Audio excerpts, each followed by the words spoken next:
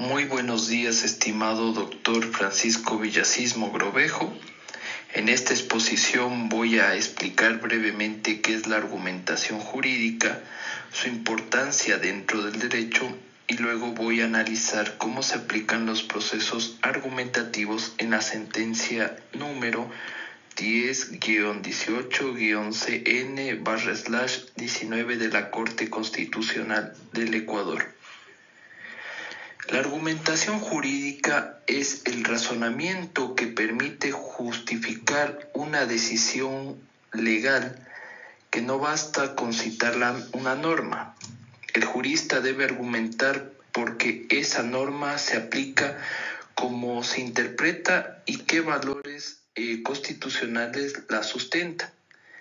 En un Estado constitucional como el nuestro, donde los derechos humanos tienen supremacía, la argumentación es clave para resolver los conflictos entre normas, principios y los valores. En palabras simples, argumentar en derecho es convencer con razones jurídicas y no con opiniones personales. Por eso cada sentencia constitucional es también un ejercicio de la argumentación racional que combina la lógica, la moral, jurídica y la interpretación de los principios constitucionales.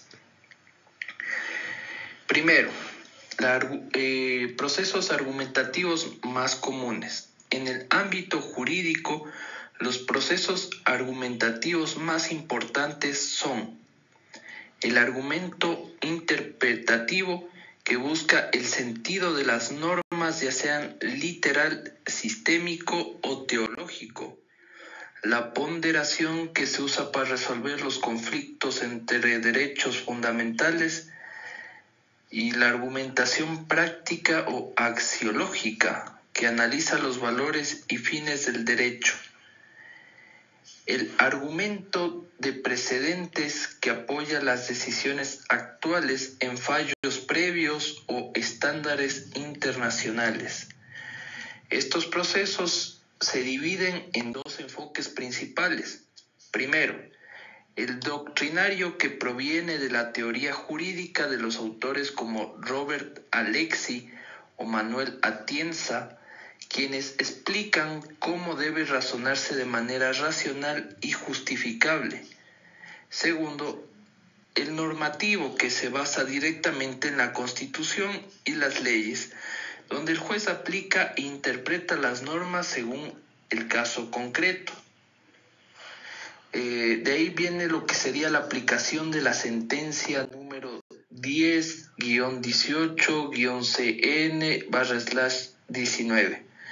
En esta sentencia, la Corte Constitucional enfrentó una consulta sobre si los artículos 81 del Código Civil y 52 de la Ley de Identidad eran compatibles con la Constitución, ya que definían el matrimonio solo entre hombre y una mujer.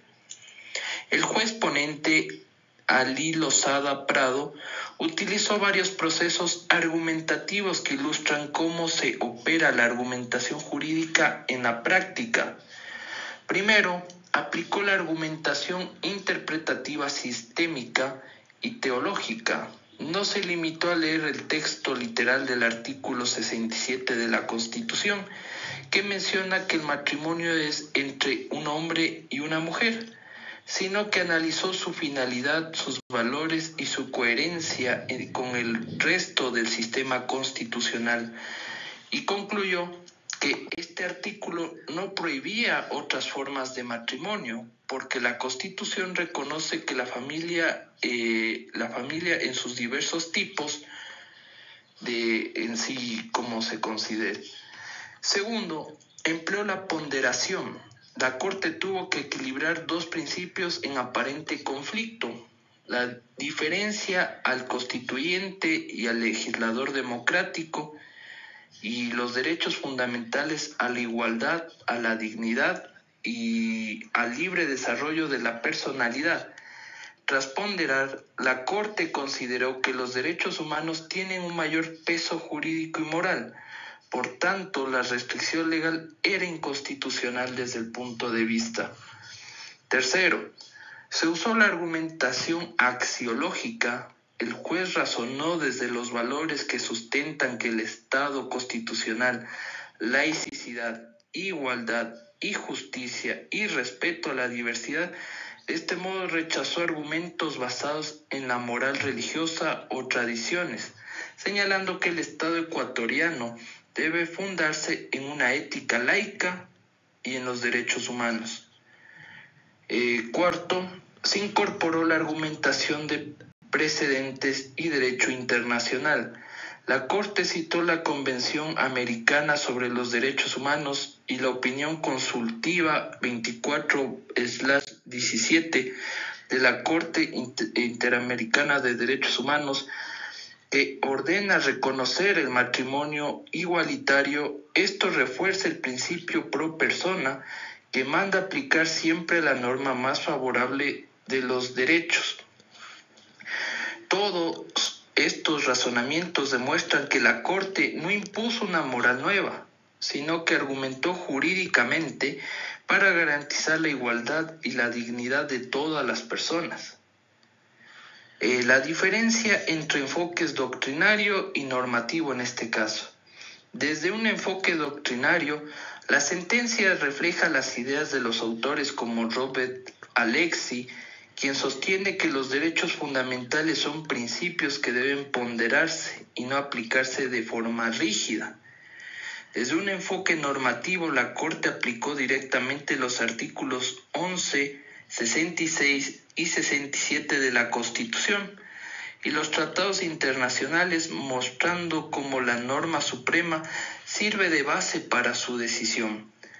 Así, la argumentación jurídica en este caso, para mí, unió la teoría con la práctica, razonamiento constitucional más interpretación normativa.